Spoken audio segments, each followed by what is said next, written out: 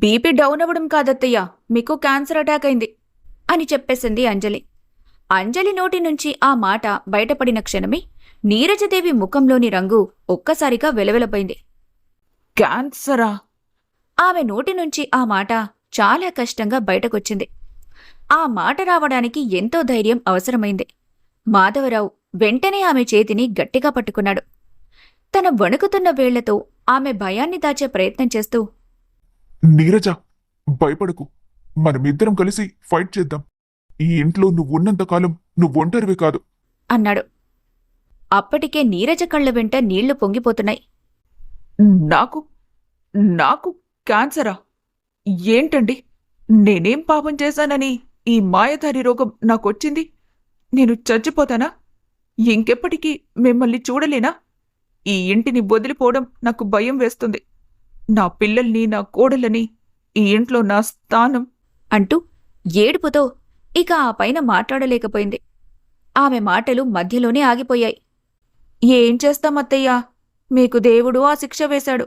కాని మీరేం భయపడకండి, మీ తర్వాతి ఇంటి స్థానం నాదే కదా అని తన ప్లాన్లో తానుంటూ ఆ టైంలో కూడా నీరజాదేవిని మ్యానిపులేట్ చేయడానికి ట్రై చేసింది.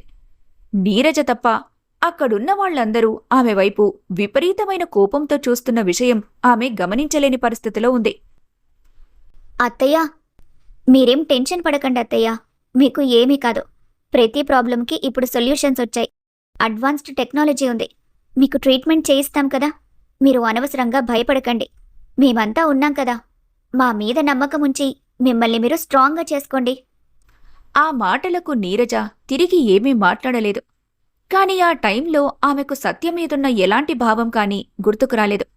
అంజలి మాటలతో మరింత కుచించుకుపోయిన మనసు సత్య మాటలతో కాస్త ధైర్యం వచ్చినట్టుగా అనిపించింది. పల్లెటూరు ముద్దువి, నీకేం తెలుసు ఇది ఎంత పెద్ద డిసీజో? ఇంకా టెస్టులు జరుగుతూనే ఉన్నాయత్తయ్యా. క్యాన్సర్ ఏ స్టేజ్లో ఉందో తెలీదు. ఆ ట్రీట్మెంట్ కూడా ఎంత హార్డ్గా ఉంటుందో తెలుసా? మనిషి ఆ ట్రీట్మెంట్ తీసుకోవడం కన్నా చచ్చిపోతే బాగుండని కోరుకుంటారు. ఇంకా టెస్టులు జరుగుతూనే ఉన్నాయి కదా, ఏ స్టేజ్లో ఉందో కూడా తెలీదు. స్టేజ్ 3, 4 అనుకో. అప్పుడేమవుతుందో తెలుసా? రోజురోజుకి బాడీ క్షీణిస్తుంది, జుట్టు ఊడిపోతుంది, తినలేరు, నడవలేరు, చివరికి అద్దంలో చూసుకోవడానికే భయపడతారు. కీమో తీసుకుంటే వాంతులు, నొప్పులు, నిద్ర కూడా రాదు. ఏం కాదు, ధైర్యంగా ఉండండని నువ్వు చెప్పినంత ఈజీగా ఉంటుందనుకుంటున్నావా? అసలు నీకేం తెలుసు? నువ్వంటే అత్తయ్యకు ఏమాత్రం ఇష్టం లేదు. కొన్నాళ్లు నువ్వు అత్తయ్యకు కనబడకుండా దూరంగా ఉండు. ఆ తర్వాత ఆవిడ మనకు కనబడకుండా పోతారు, ప్రశాంతంగా ఉంటారు అంటూ మాట్లాడుతున్న అంజలి చెంప పగలగొట్టాడు అరుణ్. అరుణ్, ఛ! నువ్వసలు మనిషివేనా? ఒక పక్క మా అమ్మ అంతగా భయపడుతుంటే, మేమంతా బాధపడుతుంటే, మాట వరుసకైన ధైర్యం చెప్పాల్సింది పోయి ఇంకా భయపడతావెందుకు? పైగా నా ముందే మా అమ్మ ఎక్కువ రోజులు బతకదన్నట్టు మాట్లాడతావా? నా మాటలు బాధ కలిగించినా తప్పుగా ఏం మాట్లాడాను? జరిగేదే కదా చెప్తున్నాను. ఏం మీకు మాత్రం తెలీదా? క్యాన్సర్ పేషెంట్స్కు ట్రీట్మెంట్ ఎలా ఉంటుందో దానిపైన కూడా ఒక అవగాహన ఉండాలి కదా. నేను చెప్తున్నాను. నువ్వు చెప్పడం తప్పు కాదు, కానీ చెప్పే విధానం, టైం రెండూ తప్పే. ఎలాంటి జబ్బునైనా నయం చేయగల సత్తా ఇప్పుడు ప్రపంచమంతా వ్యాపించింది. అమ్మకు ట్రీట్మెంట్ ఎక్కడ జరిగితే తను కోలుకుంటుందో తెలుసుకుని అవసరమైతే ఎక్కడికైనా వెళ్ళి ఎంత ఖర్చైనా చేసి మేము బ్రతికించుకుంటాం. నువ్వు కాస్త నీ నోరు, మాటలు అదుపులో పెట్టుకుంటే సరిపోతుంది. అంతకు మించి నువ్వు ఏం చేయాల్సిన అవసరం లేదు. నిజాలు మాట్లాడితే ఎవరికి నచ్చోలేండి. ఇలాంటి కేసులో ట్రీట్మెంట్ భయంకరంగా ఉంటుంది. ఒక్కోసారి అది వికటించి మంచానికి పరిమితం అవ్వాల్సిన పరిస్థితి కూడా వస్తుంది. శరీరం బలహీనమవుతుంది, మానసిక వేదన పెరుగుతుంది, మనిషి సన్నబడి జుట్టంతా ఊడిపోయి అందవిహీనంగా తయారవుతారు. ఇవన్నీ ఇక మీదట తప్పకుండా జరగబోయేవైనప్పుడు నేను చెప్తే మాత్రం తప్పేంటి? ఇక చాలు, ఆపు అని కోపంగా అరిచింది సత్య.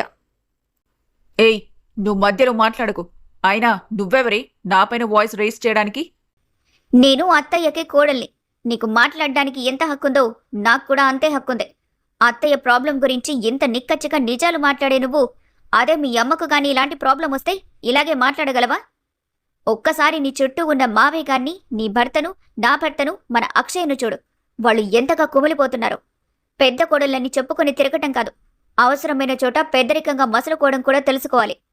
ఈ కుటుంబం నీ కుటుంబమే అనుకుంటే ఇప్పుడు నువ్వు ఇలా మాట్లాడేదానివే కాదు. ఇక్కడున్న వాళ్ళందరూ నీ వాళ్లే. వాళ్ళు బాధలో ఉన్నారని నువ్వు ఊరట కలిగించాలి. కాని నువ్వేం చేస్తున్నావు? మరింతగా బాధ పెడుతున్నావు. నీకు అత్తయ్య ఒక అత్తయ్య మాత్రమే.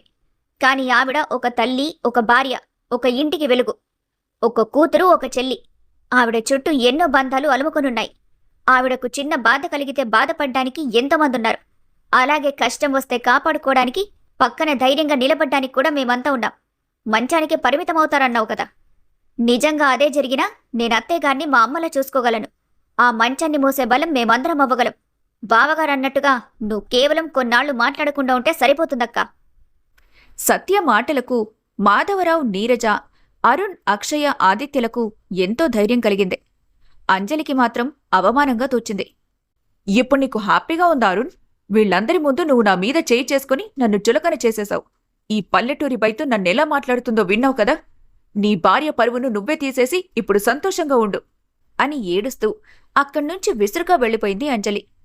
అంజలి మాటల్ని నువ్వేం పట్టించుకోద్దమ్మా.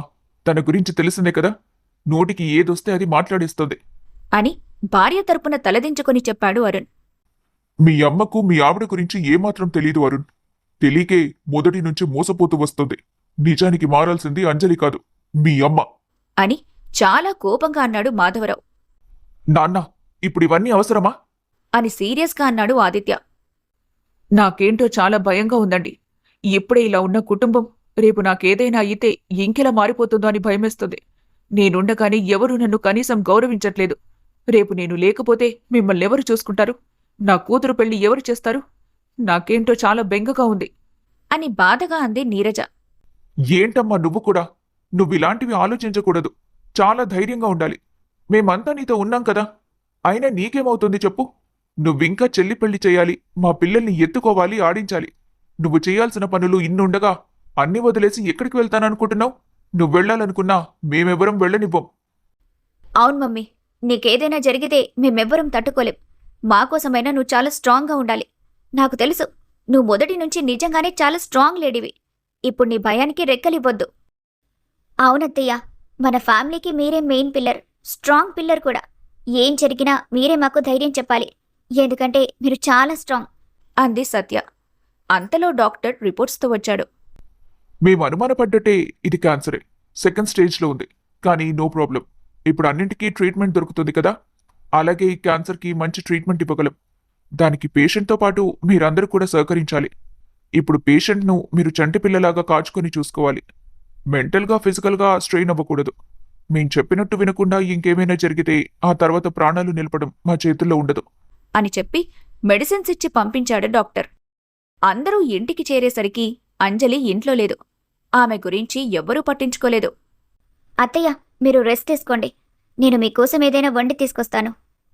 నాకిప్పుడు ఏం తినాలని లేదమ్మా అని ముక్తసరిగా చెప్పింది నీరజ.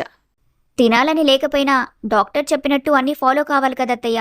మీకోసం కాదు, మాకోసం మీరు ఖచ్చితంగా ఫాలో అవ్వాలి అని చెప్పి 10 నిమిషాల్లో సూప్ తయారు చేసి తీసుకొచ్చింది సత్య. మావయ్య, ఈ టైంలో మాకన్నా మీ అవసరమే అత్తయ్యకు ఎక్కువగా ఉంటుంది. మీరే ఫీడ్ చేయండి అని చెప్పి మాధవరావును నీరజతో పాటు వదిలేసి బయటికొచ్చేసింది. సూప్ తాగు నీరజ. లేదండి, నా మనసేం బాగోలేదు. ఈ ఒక్క రోజుకి నన్ను వదిలేయండి. సరే, మనసు బాగోలేనప్పుడు కడుపు నింపుకోవడం కష్టమే అని నాకు తెలుసు. కానీ నీ మనసులో ఉన్న బాధను ముందుగా తగ్గించుకో. అసలు దేని గురించి ఆలోచిస్తున్నావు? అంజలి గురించండి. ఇప్పటి వరకు అత్తయ్య అంటూ నా చుట్టూనే తిరిగేది. నాకు మరో కూతుర్లా ఉంటుందనుకున్నాను. కానీ ఈ రోజు హాస్పిటల్లో తను అలా మాట్లాడిన విధానం నేను జీర్ణించుకోలేకపోతున్నాను. నేను చెప్పాను కదా, తను మొదటి నుంచి ఒకేలా ఉంది. కానీ నువ్వు తెలుసుకోవడానికి నీకు సమయం పట్టింది. నాకెప్పుడూ ఆ అమ్మాయిలో నీ పట్ల ప్రేమ కనిపించలేదు. కేవలం అరుణ్ మీద తప్పితే తనకింట్లో ఎవ్వరి మీద ఎలాంటి ఆప్యాయత లేదు. నువ్వు తనని కూతురు అనుకున్నట్టుగా తనెప్పుడు నిన్ను అత్తగానో అమ్మగానో అనుకోలేదు. ఈ విషయం నేను చాలాసార్లు నీకు చెప్పాను.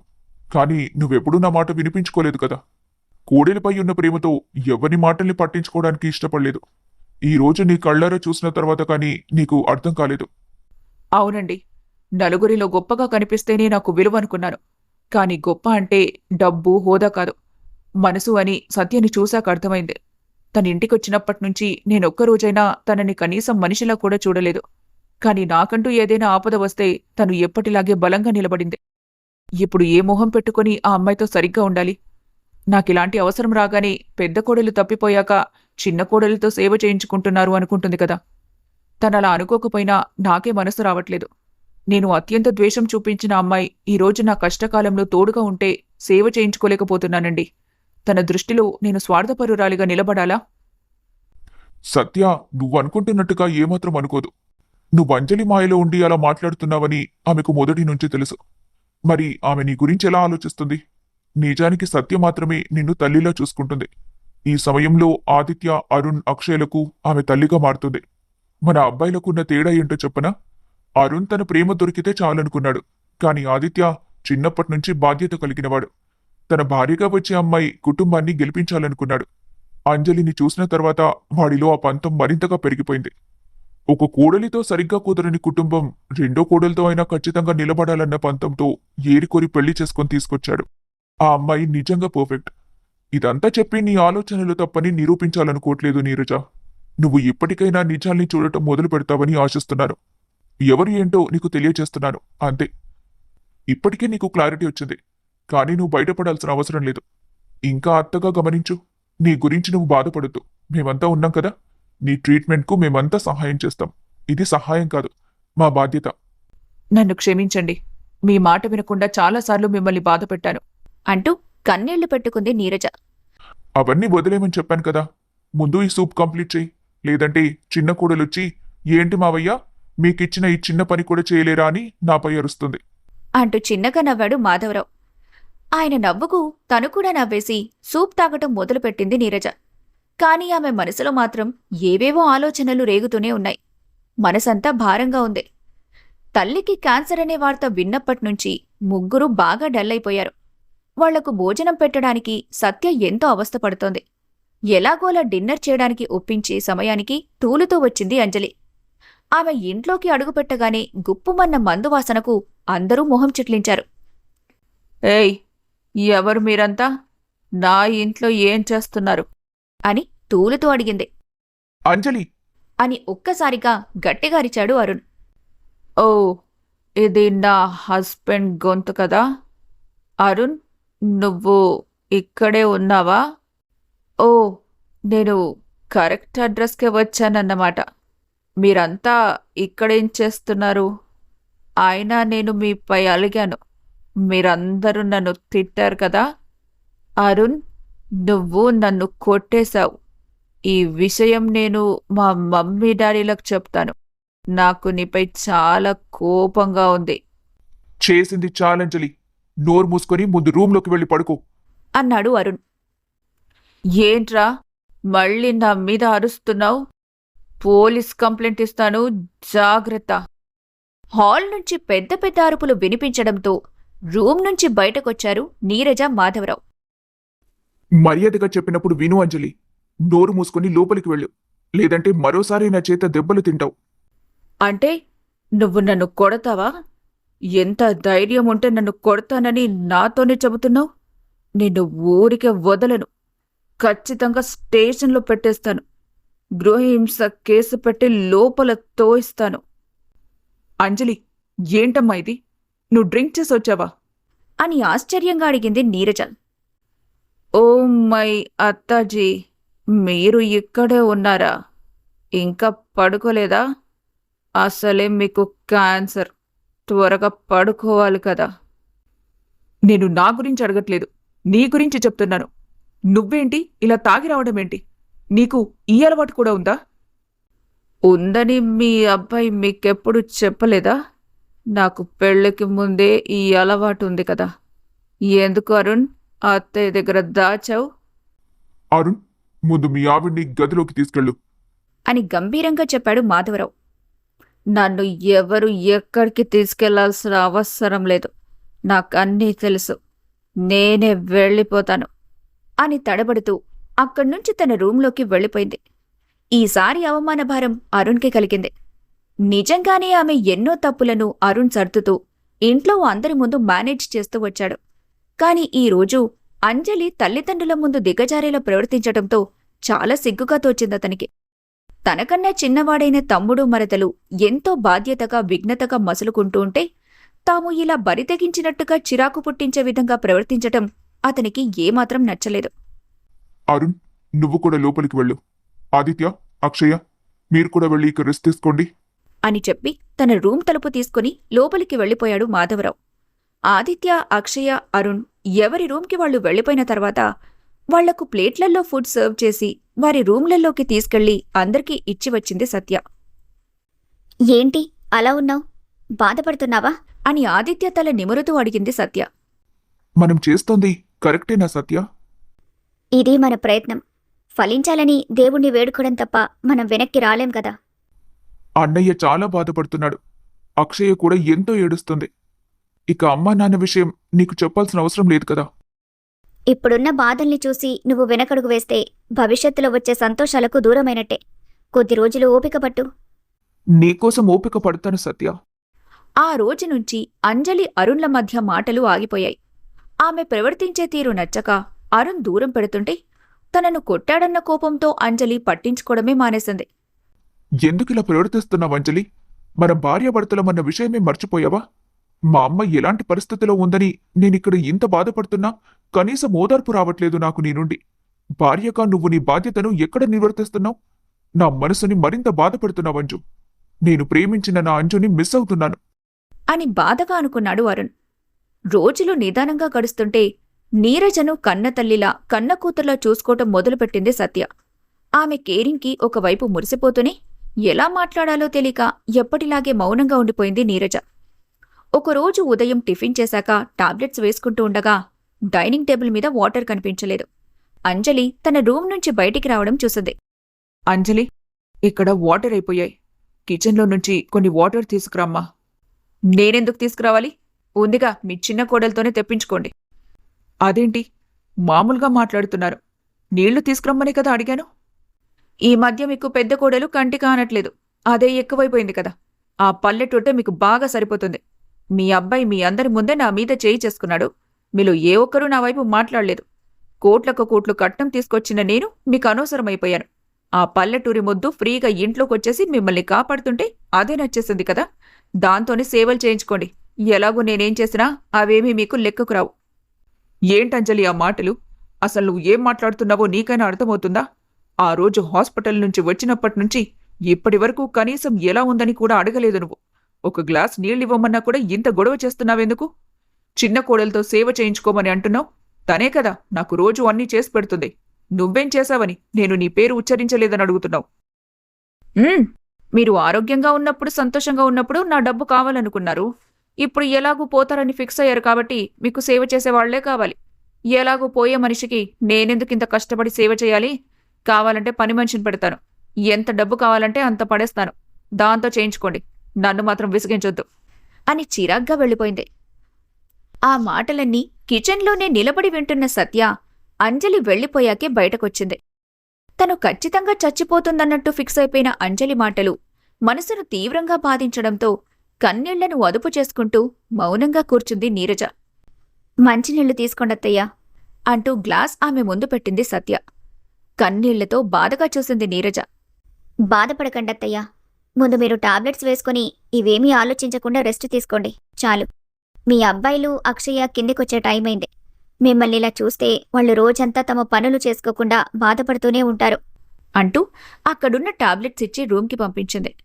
కాసేపటికి అరుణ్, ఆదిత్య టిఫిన్ చేసి తల్లితో కాసేపు మాట్లాడి ఆఫీస్కి వెళ్ళిపోయారు. అక్షయ టెన్షన్గా టిఫిన్ చేయకుండానే కాలేజ్కి బయలుదేరింది. అందరూ వెళ్ళిపోయాక తనకు చిన్న పని ఉందంటూ అత్తయ్యను చూసుకోమని మాధవరావుకి చెప్పి బయలుదేరింది సత్య. వదినేంటి అంత టెన్షన్ పడుతుంది? మళ్ళీ ఏం జరిగింది? తనలో తనే ఎంత బాధపడుతుంటే ఎవరికి ఏ విషయం చెప్పట్లేదు అని అనుకుంటూ అక్షయ కాలేజ్ వైపు వెళ్ళింది సత్య. కాలేజ్ గేట్ బయటే ఎవరితోనో మాట్లాడుతూ కనిపించింది అక్షయ. దగ్గరికి వెళ్లి ఓ చెట్టు నీడలో నిలబడి వాళ్ల మాటలు వినసాగింది సత్య. ఏంటి అక్షయ్ ఇది? ఇప్పటికి 5 లక్షలు అప్పు చేశావు నువ్వు. నువ్వేదో అర్జెంట్ అన్నావని, మీరు చాలా రిచ్ కాబట్టి ఎప్పటికైనా డబ్బులు త్వరగానే సర్దుతావని నమ్మి మా డాడీకి కూడా తెలియకుండా అంత డబ్బు తీసుకొచ్చి ఇచ్చాను కదా. ఇప్పుడు నాకు ఆ డబ్బు అవసరం చాలా ఉంది. నువ్వివ్వమని అడిగితే మాట దాటేస్తావేంటి? సారీ శ్వేత, ఇప్పుడు ఇంట్లో పొజిషన్ కొంచెం టైట్గా ఉంది. నేను నీ దగ్గర డబ్బులు తీసుకున్న విషయం ఇంట్లో ఎవ్వరికీ తెలీదు. అమ్మకి హెల్త్ బాగోలేదు. ఈ టైంలో ఎవ్వరిని డబ్బులు అడగలేకపోతున్నాను. కొంచెం ఓపిక పట్టు శ్వేత, నీ డబ్బులు నీకు త్వరగానే చెల్లిస్తాను. ఈ మాట నువ్వు 3 నెలలుగా చెప్తూనే ఉన్నావు. నేను వింటూనే ఉన్నాను. నిన్ను అడిగి అడిగి అలిసిపోతున్నాను అక్షయ.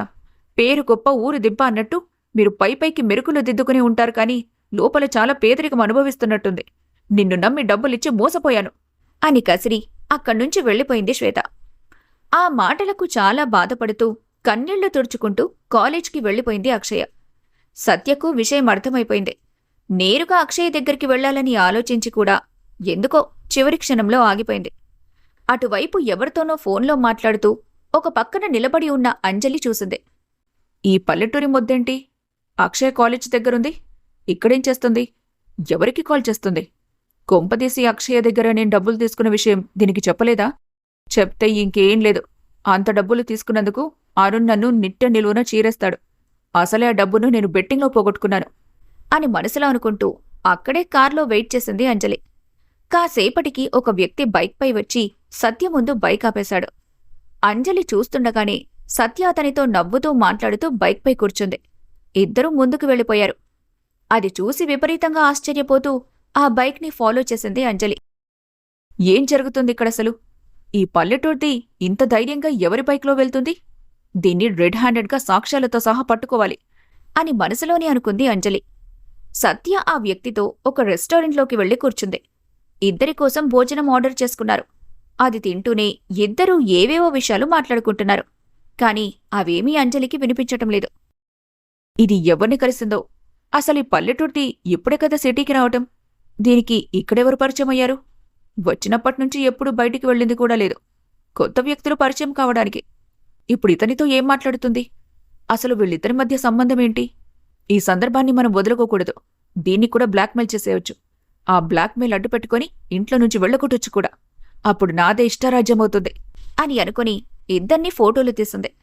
అందులో సత్య తన వైపుగా చూపిస్తున్నట్టుగా అనిపించడంతో ఫాస్ట్గా అక్కడ్నుంచి ఎస్కేప్ అయిపోయింది అంజలి. భోజనం చేయటం అయిపోయాక క్యాబ్లో ఇంటికొచ్చేసింది సత్య. యథావిధిగా ఇంట్లో తన పనులు చేసుకుంటూ ఉండగా సాయంత్రం అవుతున్న వేళ హాల్లోకొచ్చి చప్పట్లు కొట్టడం మొదలుపెట్టింది అంజలి. ఆ సౌండ్కు అందరూ హాల్లోకొచ్చారు. అంజలి, ఎందుకలా పిచ్చి పిచ్చిగా బిహేవ్ చేస్తున్నావు? బిహేవ్ చేసేది నేను కాదు మావయ్య గారు, మీ చిన్న కోడలు, మీ గారాల కోడలు. నువ్వు తననలా అనడానికి ఇంకేం సాకు దొరికింది? నేను సాకులు వెతుక్కోవట్లేదు, నిజాలు బట్టబయలు చేస్తున్నాను. మీ చిన్న కోడలు ఇంటి బయటికి వెళ్లి ఎన్ని ఘనకార్యాలు చేస్తుందో మీక్కూడా తెలియాలి కదా. నువ్వు చేయడం కన్నా ఎక్కువగా చేస్తుందా? నీలా పబ్బులకు వెళ్ళడం, తాగడం, ఇష్టానికి వాడటం, అలాంటి అలవాట్లు లేవులే. అవన్నీ లేవు, కానీ అక్రమ సంబంధాలున్నాయి. వదినా అని ఇల్లు దద్దరిల్లేలా కోపంగా అరిచాడు ఆదిత్య. నిన్ను చూస్తుంటే నాకు చాలా జాలిగా ఉంది ఆదిత్య. నువ్వేదో ఊహించుకొని నాతో ఛాలెంజ్లు గట్రా చేసి పెళ్లి చేసుకున్నావు. కానీ నీ భార్య నిన్ను చాలా మోసం చేస్తుంది. ఇంకొక మాట మాట్లాడితే వదిన అన్న గౌరవం కూడా ఉండదు.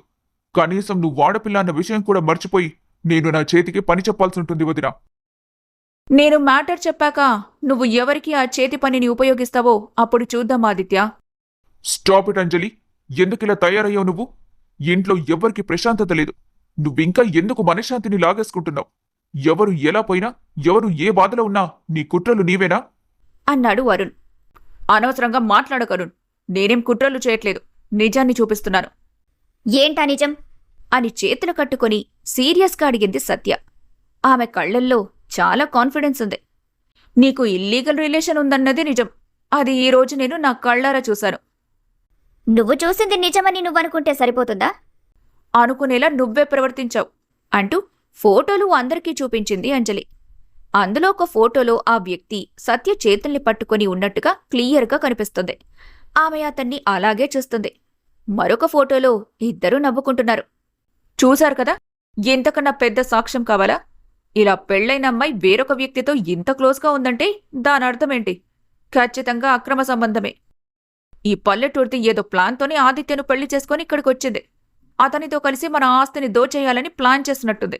ముందే దీన్ని ఇంట్లో నుంచి పంపించేసే ఆదిత్య. ఖచ్చితంగా పంపిస్తాను వదినా.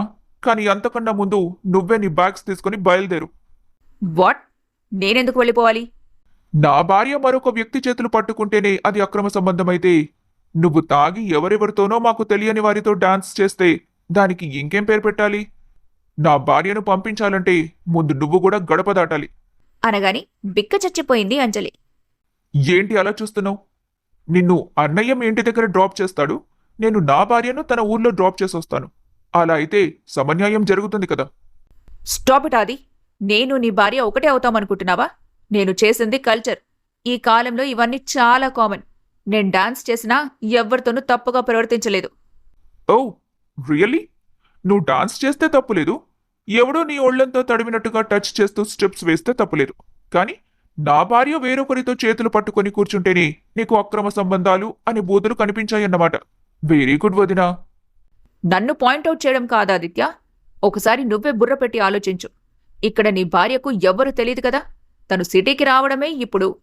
తను పెద్ద పల్లెటూరు మొద్దు. తనకిక్కడ తెలిసిన వాళ్ళు ఎవరున్నారు? ఖచ్చితంగా తను ముందే ఇక్కడ ఎవరితోనో సంబంధం పెట్టుకొనుంది. డబ్బు కోసమో ఇంకా దేనికోసమో నిన్ను పెళ్లి చేసుకుని ట్రాప్ చేసింది. ఇప్పుడు ఆ సంబంధాన్ని అలాగే కొనసాగిస్తోంది. అంటున్న అంజలి మాటలు పూర్తి కాకముందే మరోసారి ఆమె చెంప పగిలింది అరుణ్ చేతిలో. ఛా, నీ గురించి ఎంత పాజిటివ్గా ఉండాలనుకున్నా అంతకంత దిగజారిపోతూనే ఉన్నావంజలి. ఇంతకన్నా దిగజారవనుకున్న ప్రతిసారి నీ మాటలు మితిమీరుతూనే ఉన్నాయి. నిన్ను చూస్తుంటేనే అసహ్యం వేస్తుంది అని విసురుగా అక్కడ్నుంచి వెళ్లిపోయాడు అరుణ్. విపరీతమైన షాక్తో హాల్లోనే నిలబడిపోయింది అంజలి. సత్య కలిసిన వ్యక్తి ఎవరు? అందరి ముందు సత్యని సపోర్ట్ చేసిన ఆదిత్య ఆమెను పూర్తిగా నమ్మినట్టేనా? అక్షయ అప్పు చేసిందని తెలుసుకున్న సత్య నెక్స్ట్ స్టెప్ ఏం వేయబోతుంది?